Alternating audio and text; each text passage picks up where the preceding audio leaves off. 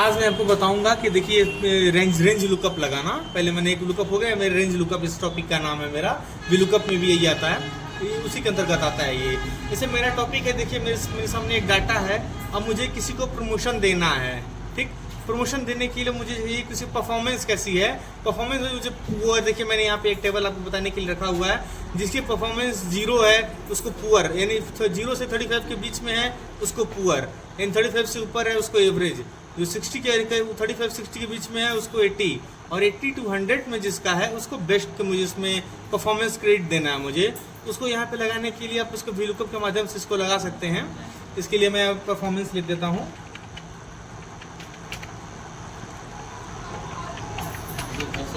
देखिए मेरा हो गया परफॉर्मेंस, ठीक। अब यहाँ मैं वी लुकअप बनाऊंगा। देखिए जो मैंने प्रीवियस वीडियो में बताया हूँ आपको किस तरीके से इस जो एरे होता है, एरे का नेम देने के लिए पहले मैं इस एरे का नेम दे दूंगा। देखिए एरे हो गया। देखिए यहाँ पे K10 लिखा हुआ, मैंने जो इसमें के सीरीज में है, के से लेके 10 तक का K10 में है टारगेट इसका। मैं इसको टारगेट नेम दे देता हूँ, TARGET। देखिए टारगेट मैं नेम दे दिया इसका। अब देखिए जब इसमें टारगेट नेम पड़ चुका है तो मैं इसका, अब देखिए यहाँ पे आने के बाद मैं थोड़ा सा बड़ा कर देता हूँ। देखिए अब मैं यहाँ पे इसके वी लुकअप लगाऊंगा, क्योंकि मुझे इसमें देना है किसी, जो मेरे पास ये टारगेट है 0, 35, 60, 80। अब यहाँ देखिए मैंने लिखा हूँ प्रॉपर असेंडिंग ऑर्डर, यानी कि जो आपको यहाँ पे टारगेट को सेट करना है वो एक असेंडिंग ऑर्डर में होना चाहिए, यानी किसी वो बढ़ते हुए क्रम में हो। जैसे 0 है, 35, 80, 60, अगर बीच में कहीं 60 उसके बाद 35 रहेगा तो ये नहीं काम करेगा। तो पहले मैं वी लुकअप फॉर्मूले के माध्यम से को बताऊंगा। इक्वल टू करिए VLOO। देखिए वी लुकअप लिख के आ गया। आप टैब बटन यूज कर देंगे तो अपने आप आ जाएगा। ब्रैकेट भी एक से अब ओपन ब्रैकेट लग जाता है। अब बोल दिए यहाँ वी लुकअप वैल्यू। इसको रेंज लुकअप बनाने के लिए आपको इन सभी डाटा से कोई खास मतलब नहीं होता है। जो ये सारे आपको मतलब केवल सेल्स वाले डाटा से आप इसको खत्म कर सकते हैं। मैं आपको दिखाने के लिए एक ले लिया हूँ। अब क्यों मुझे मतलब केवल सेल्स डाटा से है। इसमें मेरा जो लुकअप वैल्यू है ये सेल्स अमाउंट है 45। इसमें मेरे से उसमें है। अगर आप उसका पार्ट 1 देखेंगे तो उसमें मेरा जो सेल्समैन आईडी होती थी, मुझे आईडी के हिसाब से बताना रहता था। इसमें मुझे परफॉर्मेंस बतानी है कि उसे कितने सेल्स हुआ है, उसका कितना सेल्स टारगेट है, उसके आधार मुझे परफॉर्मेंस देखनी है। देखिए मैंने A2 कर दिया, यानी सेल्स सेलेक्ट हो गया। अब मैं यहाँ कॉमा कर दूंगा। अब मैं उसके बाद ये देखिए मेरा, देखिए ये आ गया मेरा। उसके बाद देखिए यहाँ लिख रहा है टेबल एरे। टेबल एरे का मतलब मेरा हर बार टेबल एरे में आपको वी लुकअप में देखिएगा तो ये टेबल एरे होता है, लेकिन इस टाइम मेरा ये टेबल एरे नहीं है। मेरा टेबल एरे ये है, ये मेरा टेबल एरे है। तो मैंने देखिए इस टेबल का नेम मैंने पहले दे चुका था टारगेट, तो अब मैं यहाँ लिखूंगा टारगेट। देखिए TAR, देखिए टारगेट लिखा। देखिए यहाँ पे टारगेट लिख के आ गया ना। आप इस टारगेट को टैब बटन का यूज करेंगे, देखिए टारगेट हो गया, यहाँ पे लिख गया। अब आप यहाँ कॉमा कर दीजिए।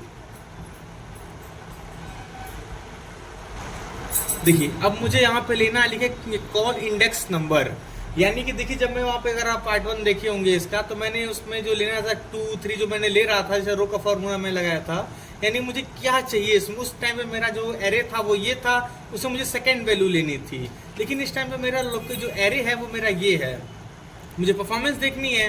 परफॉर्मेंस मेरे किस में है, ये सेकेंड वाले में है, तो यहाँ मैं सेकेंड लूँगा। अगर कई सारा रहता तो आप रो का फॉर्मूला का, तो मैं पहले बता चुका हूँ रो कॉलम का फॉर्मूला, तो मैं यहाँ पे 2 लिख देता हूँ, यानी ये सेकेंड वाला परफॉर्मेंस मुझे लेनी है।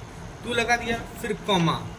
अब आ जाता है यहाँ पे एप्रोप्रिएट मैच और एग्जैक्ट मैच। मैं इसके बारे में बता दूंगा। तो एप्रोप्रिएट मैच होता है कि यानी 1, यानी कि लगभग मैच कर रहा है, अप्रॉक्सीमेट होता है कि मैच कर, समझ लीजिए इसमें मैं 1 लूंगा, 0 नहीं। प्लीज मैंने 0 लिया था क्योंकि वहां मेरे पास एग्जैक्ट मैच था। यहाँ मैं 1 इसलिए क्योंकि एग्जैक्ट मैच नहीं है।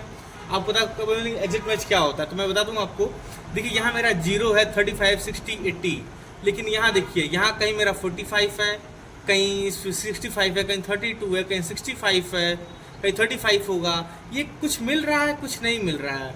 इसलिए यहाँ पे एक 1 लेने से नहीं एप्रोप्रिएट मैच होगा, यानी कि लगभग ये वैल्यू जो है उसके अंदर आ रही, कुछ मिल रही है। अगर मैं यहाँ 0 लेता हूँ तो उस जगह पे ये देखिए वैल्यू मेरी नहीं आएगी। यहाँ मैं 1 लूंगा।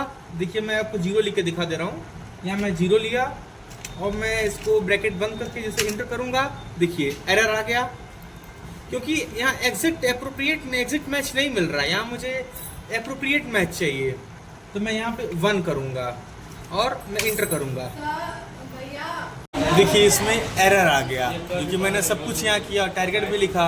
अब तो आपको एरर क्यों आया? देखिए मैंने जो है टारगेट नाम से मैंने एक और पहले भी मैंने इसका टेबल एरे जो है मैंने टेबल नाम से पहले ही, टारगेट नाम से पहले ही बनाया था। इसलिए यहाँ पे जैसे मैं आपको अगर दिखाऊँ, अगर मैं देखिए अगर इसको सिलेक्शन कर रहा हूँ, देखिए सिलेक्शन किया, देखिए यहाँ पे टारगेट नेम नहीं आया। मैं टारगेट लिखा था ना, मैं टारगेट लिख के दिखा रहा हूँ, देखिए TARGET, ये क्लिक किया, देखिए ये फाइल चलेगी चौथे नंबर सीट पे। वो मेरा जैसे मैं इंटर किया हूँ क्योंकि मैंने इस सीट पे कहीं किसी न किसी एरे का नाम मैंने यहाँ पे इसका टारगेट नेम रखा था, इसलिए ये इस जगह पे पहुँच गया वो टारगेट।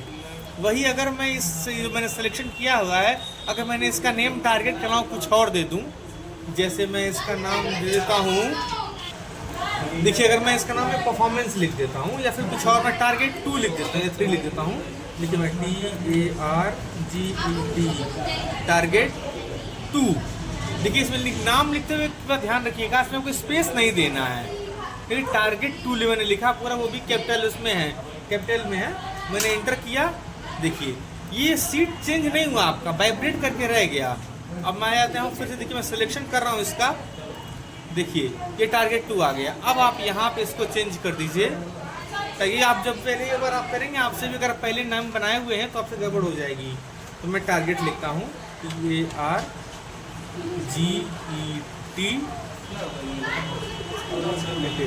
TARGET टारगेट 2, यही है ना। मैं यहाँ टैब बटन को प्रेस करूँगा, देखिए जैसे टारगेट 2 अगर आपका सही नहीं रहेगा, देखिए मैं 2 हटा दिया, देखिए यहाँ पे जो इस जगह पे है देखिए आया नहीं हुआ है, इस तरीके से है, इसमें प्रॉपर आया नहीं है। वही अगर मैं जैसे मैं टारगेट 2 लिख देता हूँ, 2 लिखते देखिए क्या फॉर्म, देखिए अपने आप इसके ऊपर एक रेड कलर में इसके रेक्टेंगल फॉर्म में इसको सिलेक्शन हो गया। अब आप इंटर करते हैं तो देखिए एवरेज आ गया, मेरा 45 था, 45 मेरा 35 से लेके 0 to 35 से लेके 60 से अंदर जिसका है उसका एवरेज रहेगा।